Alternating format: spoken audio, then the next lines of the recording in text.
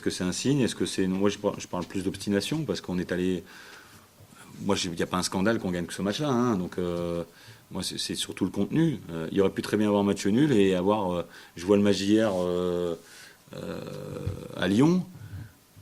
Qu'est-ce qu'on peut reprocher à Lyon, si ce n'est le manque d'efficacité? Mais, enfin bon, ils ont essayé, ils ont frappé, ils ont centré, ils ont...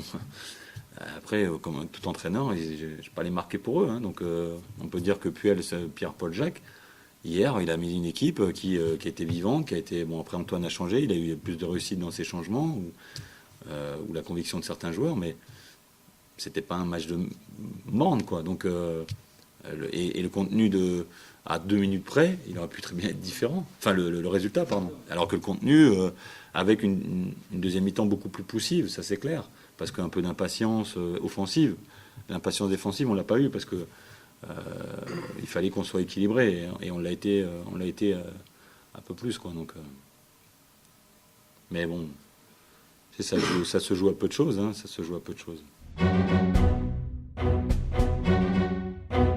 C'est notre peine qui aurait pu être plus importante si on n'avait pas gagné, mais enfin notre peine, notre difficulté. Là, nous on savait qu'il fallait qu'on prenne 3 points, et je vous avais dit quelle que soit l'issue du match, ça allait pas s'arrêter là. Donc, mais c'était mieux de les prendre. Maintenant, on a un match important à Toulouse qui vient de faire une grosse performance à Sochaux, et derrière on va accueillir Montpellier, qui revient à un niveau très intéressant, quoi, après avoir connu un petit trou d'air.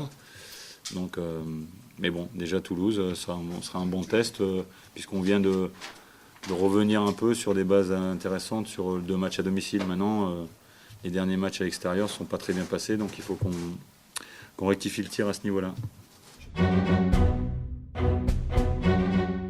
Entame, un peu comme à domicile, hein, l'entame de match, l'équilibre d'équipe, le bloc défensif, mais aussi d'être un peu plus ambitieux dans le jeu. Ça ne veut pas dire présomptueux, mais d'être un peu plus ambitieux tout en s'appuyant sur des choses qu'on a retrouvées.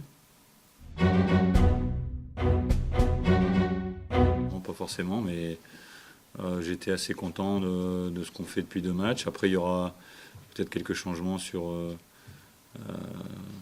par rapport à l'aspect tactique sur des lignes directrices sur lesquelles je veux avancer. Mais aujourd'hui, je suis plus dans vu la constitution du groupe, je suis plus dans l'idée d'avoir...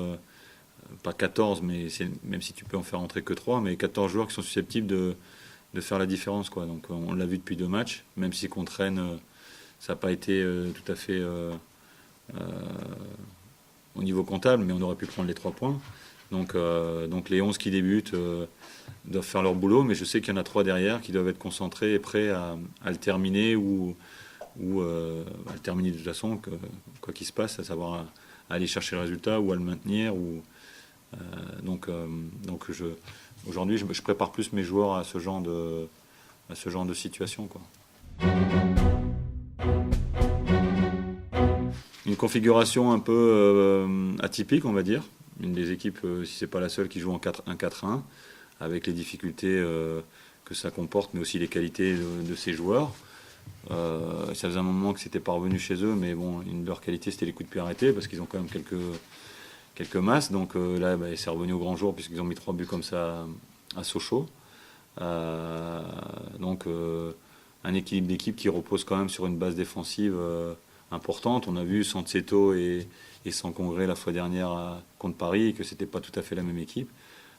Avec le retour de ces joueurs-là, qui en plus ont marqué sur des coups de pied arrêtés, il y a quand même une base et un socle, puisque Capou joue un cran plus haut, alors que quand ils sont pas là, il joue derrière, il a moins de reflets, il a moins d'influence sur le jeu. Quand il joue devant la défense, il est quand même plus influent. Donc après, c'est une équipe qui ferme très bien le jeu, mais qui aime aussi s'exposer offensivement. Un joueur très important et dans une équipe, c'est Machado, parce que les coups de pied arrêtés, il est très bon, quoi. Donc ils sont assez complémentaires. Ils font jamais trop de bruit, mais ils sont toujours plus ou moins là, quoi, avec de temps en temps des cycles, mais qui sont surtout dus à des pièces maîtresses qui sont absentes des fois.